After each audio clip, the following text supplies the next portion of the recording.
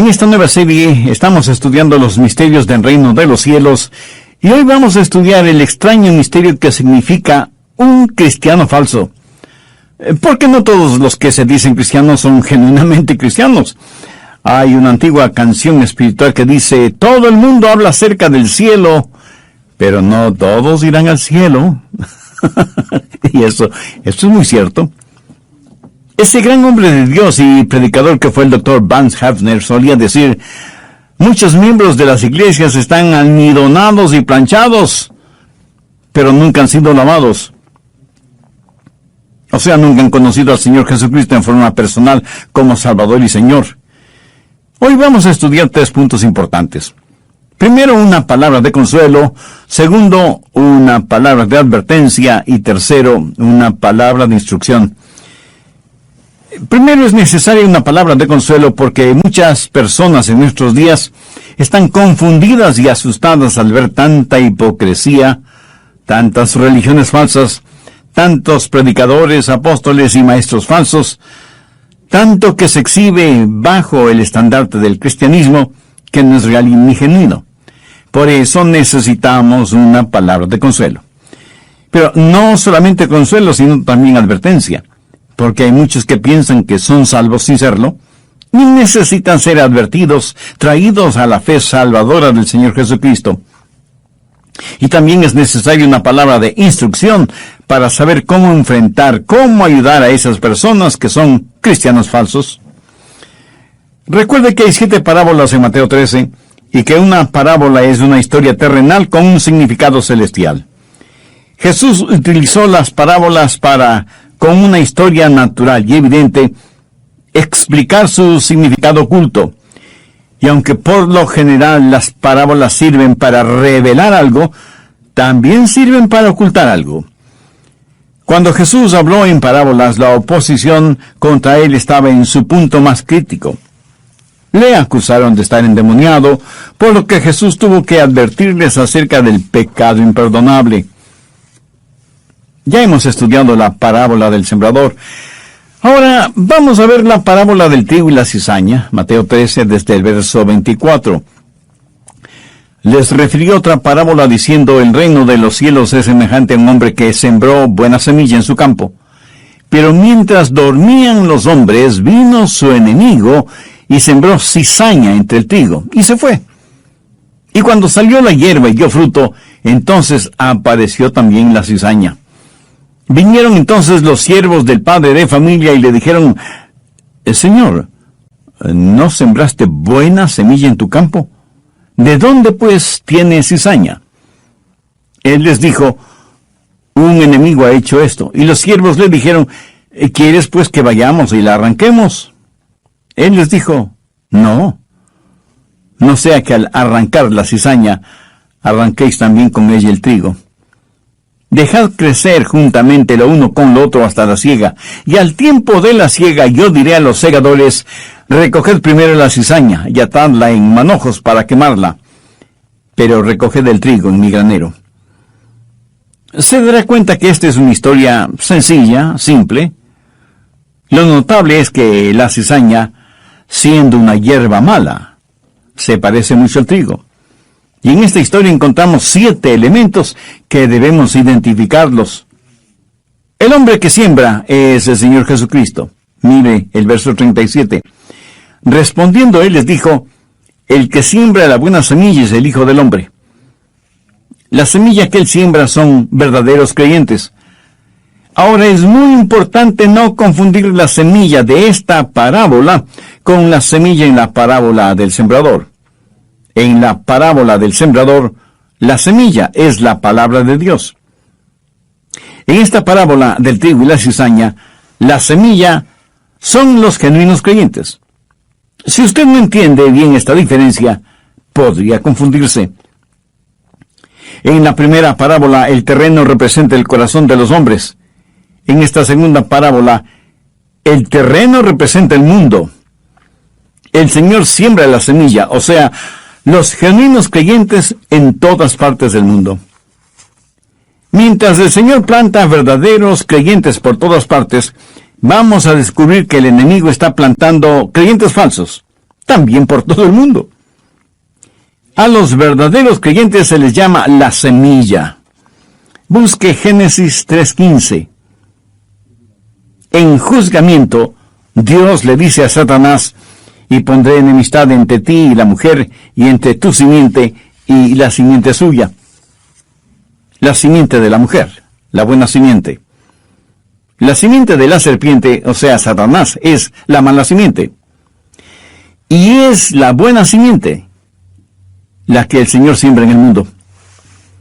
En este mundo siempre habrá una constante batalla entre la simiente de la mujer y la simiente de la serpiente. El tercer elemento es el campo, o sea, el mundo. Mateo 18:38 dice: el campo es el mundo. La buena semilla son los hijos del reino, y las cizañas son los hijos del malo.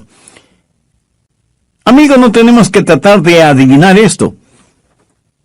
Aquí tampoco se está hablando de la iglesia, sino del mundo en general. Es en el mundo en donde encontramos gente salvada y no salvada, pero hay algunas personas no salvadas que aparentan ser salvas.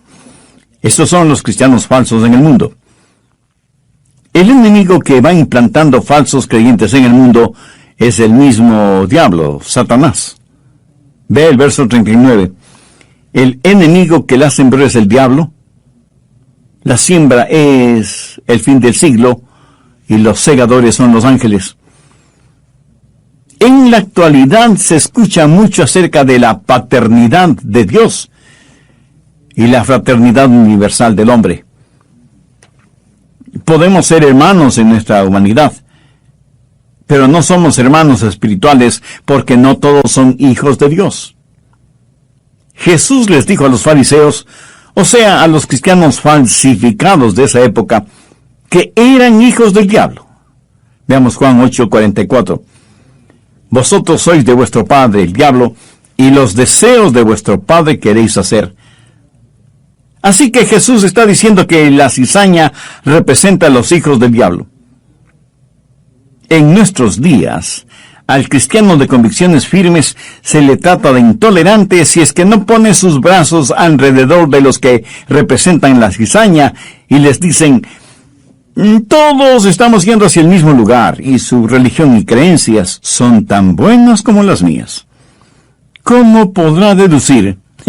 Esa es una mentira satánica. Los segadores son los ángeles. ¿Cuándo se realizará la cosecha?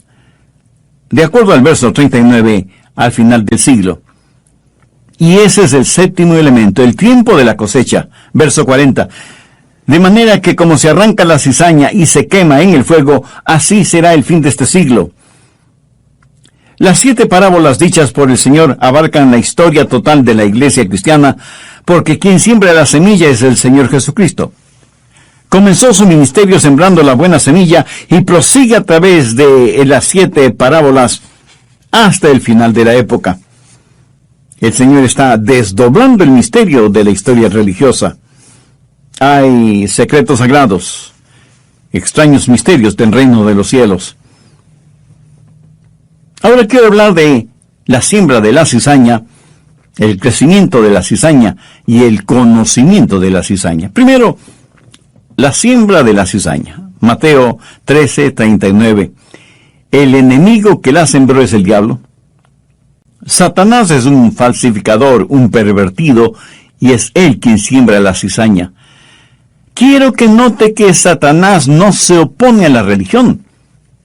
De hecho, la religión es su herramienta principal. Él está sumergido en la religión mucho más que un montón de religiosos. Él es el enemigo de Dios que siembra la cizaña. Ahora, ¿por qué el diablo hace eso? ¿Cree usted que el diablo está interesado en el trigo o en la cizaña? El diablo quiere adoración. Él quiere falsos creyentes. Y además es un excelente falsificador. Tanto que lo que él falsifica parece real, genuino, y mientras lo falsificado se parezca más a lo real, pues mejor la falsificación. Por esta razón, Jesús, el Maestro incomparable, escogió esta parábola, porque trigo y cizaña a primera vista, lucen casi idénticos. Veamos algunas cosas falsificadas en nuestro mundo actual y que es necesario que usted sepa acerca de ellas. Hay un falso Jesús. Cuando personas de otras religiones se acercan a usted y le dicen, nosotros también creemos en Jesús, usted tiene que asegurarse en qué Jesús creen. Anote 2 Corintios 11:4. Porque si viene alguno predicando a otro Jesús que el que os hemos predicado, o si recibís otro espíritu que el que habéis recibido, u otro evangelio que el que habéis aceptado, bien lo toleráis. En otras palabras, Pablo les está diciendo, hermanos, ustedes son tan crédulos que lo aceptan todo. Pastor Rogers, a quienes me visitaron les pregunté si creían en Jesús, y me contestaron que sí. Mi amigo, los demonios usan el nombre de Jesús para engañar a los crédulos ingenuos. No solo que hay un falso Jesús, sino también un falso espíritu. Verso 4. O si recibís otro espíritu. Algunos dicen, oh, eso es real porque tuve una experiencia espiritual. Lo que usted pudo haber tenido es un encuentro con el diablo. Anote 1 Juan 4:1. Amados, no creáis a todo espíritu, sino probad los espíritus si son de Dios. Y así como hay un falso Jesús y un falso espíritu, también hay falsos ministros del Evangelio. Si hay un falso Jesús, un falso Espíritu Santo, tenga la absoluta seguridad que también habrá falsos predicadores, maestros y apóstoles. El versículo 1 de 1 Juan 4 termina diciendo, porque muchos falsos profetas han salido por el mundo. Al respecto, mire cuán enfático es Pablo al decir, porque estos son falsos apóstoles, obreros fraudulentos, que se disfrazan como apóstoles de Cristo, y no es maravilla, porque el mismo Satanás se disfraza como ángel de luz. Así que no es extraño que también sus ministros se disfrazan como ministros de justicia, cuyo fin será conforme a sus obras. Satanás tiene un Jesús, un Espíritu Santo falsos, y apóstoles, maestros y profetas falsos.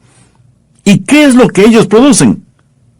Pues creyentes falsos. 2 Corintios 11:26. Pablo habla de las cosas que él tuvo que soportar, y al final del verso dice, peligros entre falsos hermanos. ¿Por qué peligros entre falsos hermanos? Porque ellos tenían y propagaban un evangelio falso. En Gálatas 1:6 Pablo dice, estoy maravillado de que tan pronto os hayáis alejado del que os llamó por la gracia de Cristo, para seguir un evangelio diferente. Obviamente aquí se refiere a un evangelio falso. Por eso continuó diciendo, no que hay otro, sino que hay algunos que os perturban y quieren pervertir el evangelio de Cristo.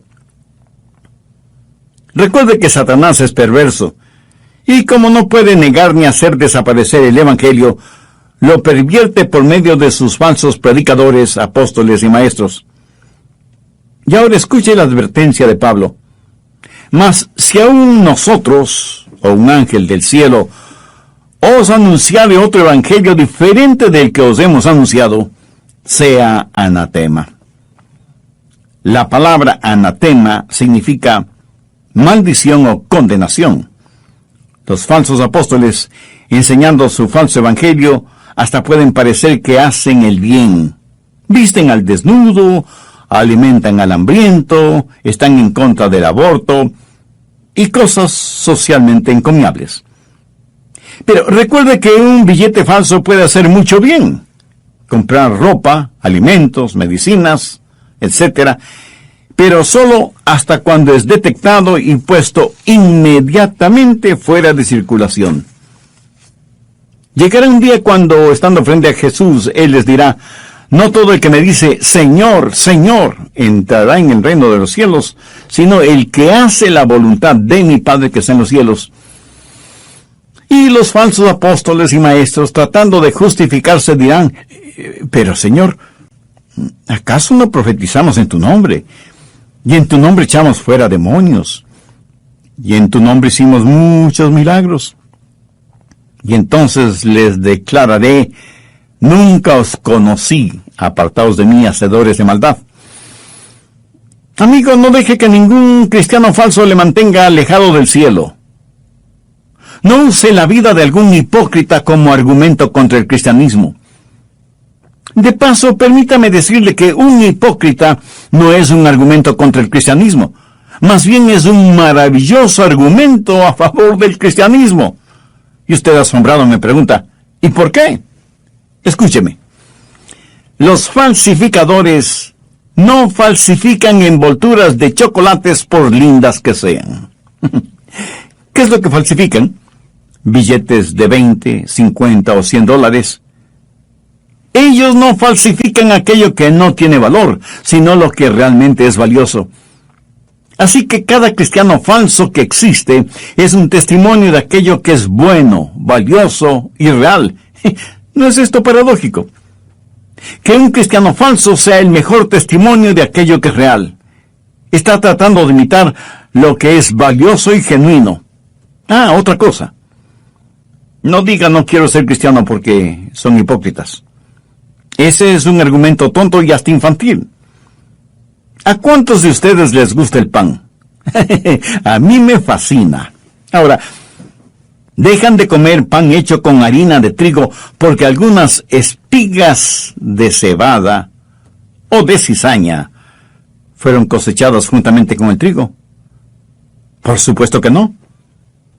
Ve ahora lo ilógico de decir, porque hay cristianos hipócritas, no voy a la iglesia y no quiero servir al Señor. Mi amigo, no se asombre ni se asuste por lo que voy a decir. Por supuesto que hay hipócritas en la iglesia. Sabe que uno de los 12 apóstoles fue un hipócrita. Cuando usted compra una docena de huevos y uno de ellos está podrido, bien podríamos decir que ese huevo fue un hipócrita. Parecer bueno siendo totalmente malo. Y quiero saber algo más. Todo esto no toma por sorpresa a Dios, ni prueba que lo que creemos no sea la verdad. Y porque el hombre falsifica aquello que es valioso y digno, la Biblia dice no solo que así fue, sino que así es, que así será hasta el final de los tiempos. ¿Cuándo es que el enemigo hace esto? Mateo 13:25. Pero mientras dormían los hombres, vino su enemigo y sembró cizaña entre el trigo. Eso sucede porque aquellos que somos parte del reino de los redimidos, a veces parece que estamos dormidos. Que Dios tenga misericordia de nosotros. Cuando nosotros estamos dormidos espiritualmente, el enemigo trabaja. Veamos 1 Corintios 15:34. Velad debidamente y no pequéis, porque algunos no conocen a Dios. Para vergüenza vuestra lo digo. Algunos que son engañados por falsos cristianos, lo son porque no estamos despiertos espiritualmente, y muchos no tienen el conocimiento de Dios. Muchos mensajes parece que no son más que canciones de cuna que ponen a dormir a la gente satisfactoriamente, en vez de ser como un reloj de alarma que nos despierte. Y algunos de nuestros seres amados van a ser cizaña del diablo debido a nuestro somnoliento queminfortismo espiritual. Si usted aún no tiene a Cristo en su corazón, no quisiera hacer esa decisión ahora mismo. Si usted se acerca a Dios y con genuino arrepentimiento le pide el perdón de sus pecados y por fe recibe a Cristo en su corazón como su Salvador y Señor, le aseguro que Dios le perdonará inmediatamente, le salvará totalmente y le protegerá eternamente.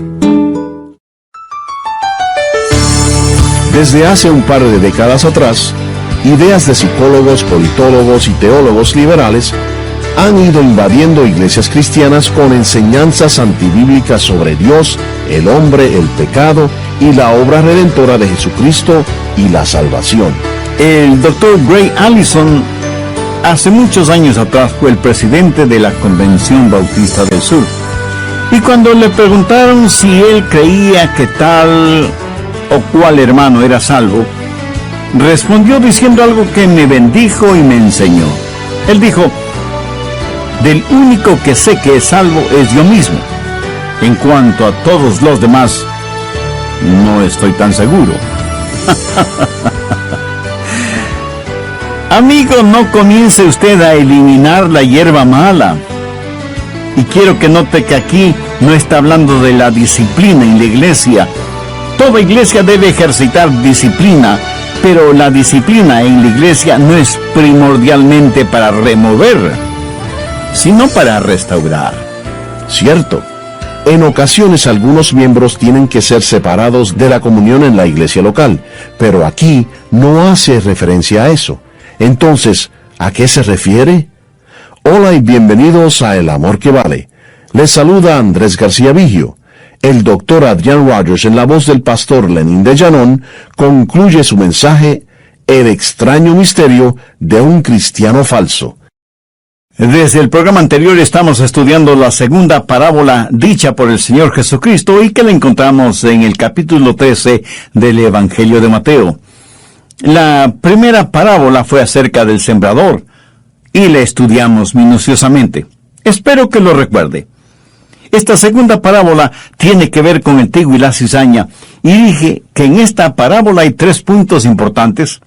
Primero, tiene una palabra de consuelo. Segundo, tiene una palabra de advertencia. Y tercero, tiene una palabra de instrucción.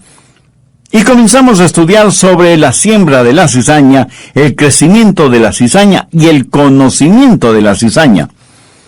Y por motivos pedagógicos, simplemente mencionaré que Jesús comparó el reino de los cielos con el buen campo, en donde el sembrador sembró la semilla. El sembrador, por supuesto, es el Señor Jesucristo.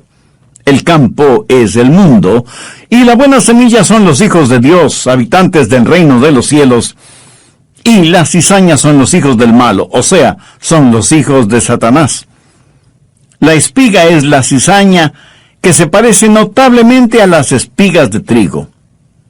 Por eso los ángeles, o sea, los segadores, le preguntaron a Jesús si debían arrancar la cizaña, y Jesús les dijo que no, que dejaran crecer a la cizaña juntamente con el trigo hasta el momento de la cosecha, cuando la cizaña sería atada en manojos y echada al fuego. Hasta aquí el resumen del estudio anterior. Vamos con el material para ahora. Tiempo atrás recibí la carta de un hermano a quien no conozco personalmente, pero me escribió pidiéndome perdón.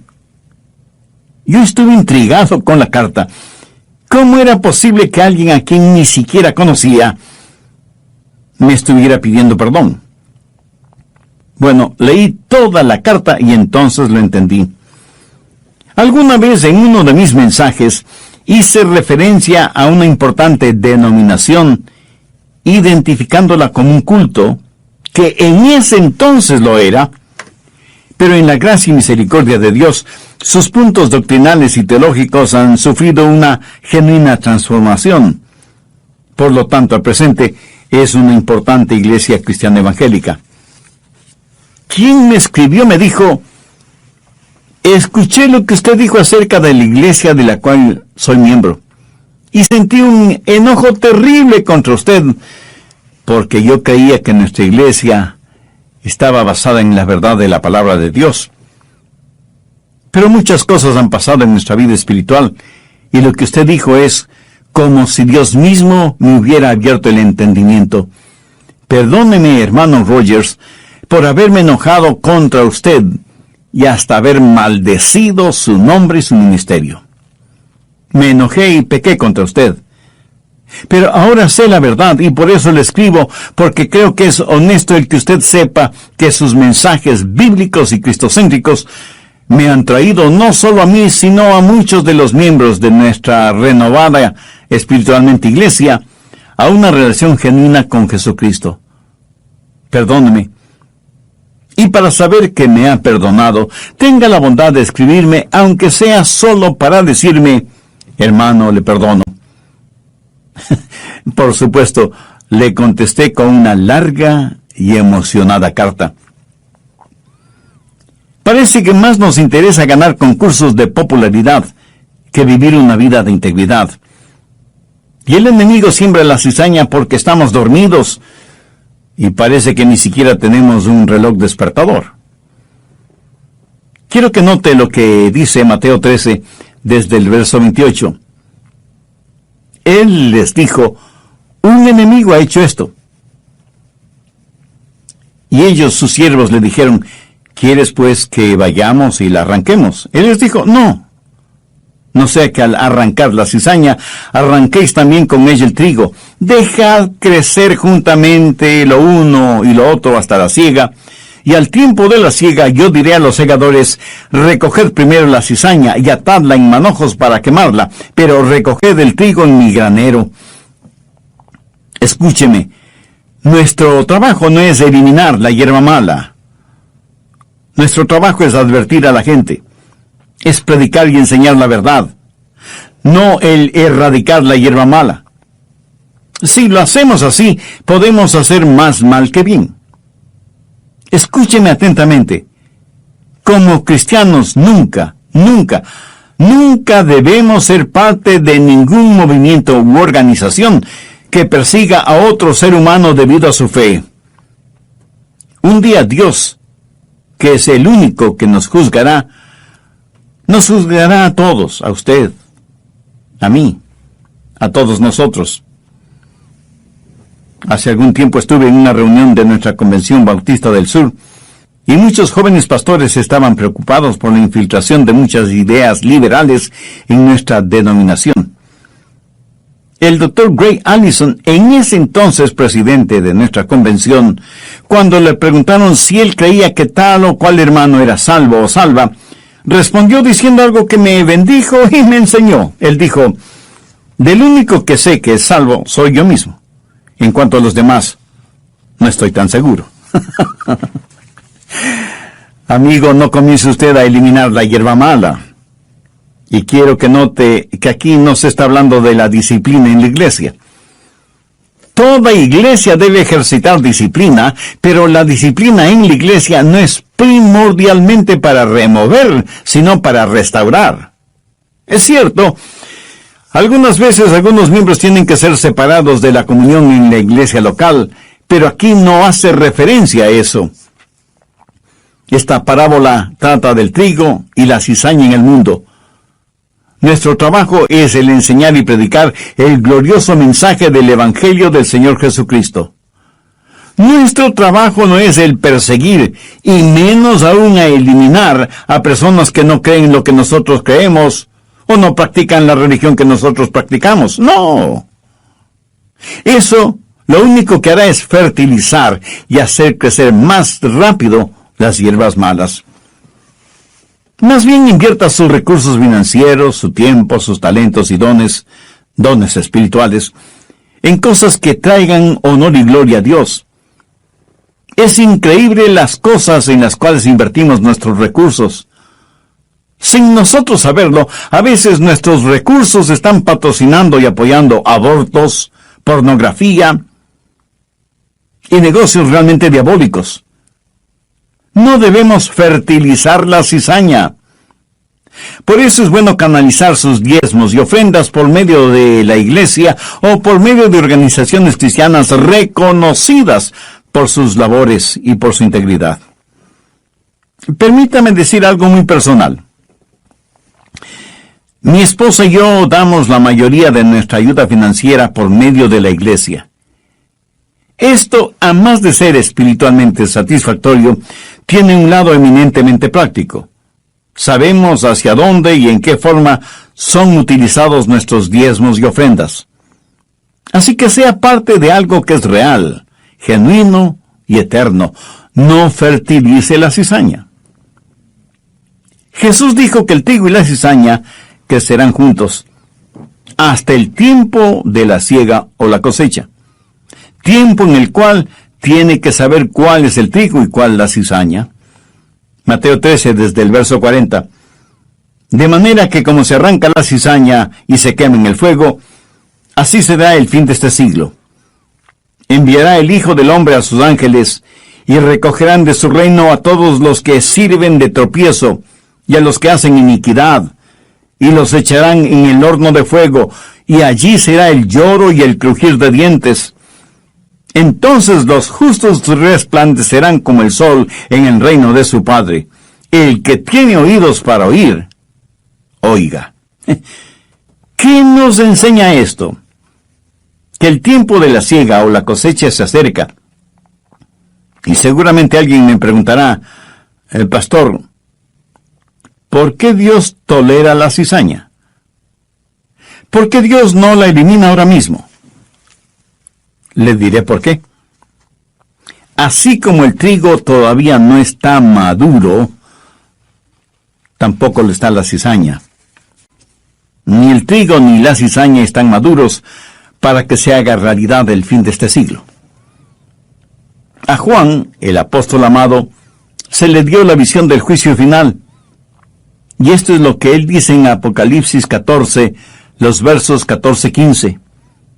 Miré, y he aquí una nube blanca, y sobre la nube uno sentado semejante al Hijo del Hombre, que tenía en su cabeza una corona de oro, y en la mano una hoz aguda. Y del templo salió otro ángel, clamando a gran voz al que estaba sentado sobre la nube: mete tu hoz y ciega, porque la hora de cegar ha llegado, pues la mies de la tierra está madura. ¿Sabe lo que es una hoz? Es una herramienta que sirve para cegar. Y la cosecha de un hombre no termina cuando muere. La cosecha sigue y sigue.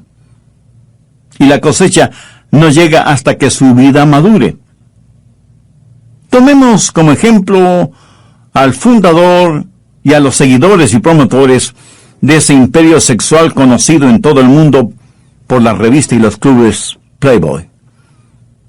¿Odio a esta clase de personas? Sinceramente les digo que no.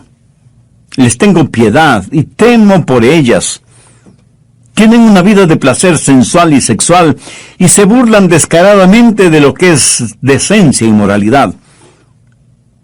Solo Dios sabe cuántos hogares han sido destruidos, cuántas enfermedades venéreas han sido esparcidas, cuántos bebecitos han sido destruidos por embarazos no deseados, cuántas vidas han sido torcidas, cuántas mentes han sido pervertidas, cuánta suciedad y basura ha salido de esas alcantarillas infernales, como la manifestación de lo que hay en el corazón del hombre. Pero aunque mueran los promotores de esta degradación moral, su influencia continuará, y continuará, y continuará.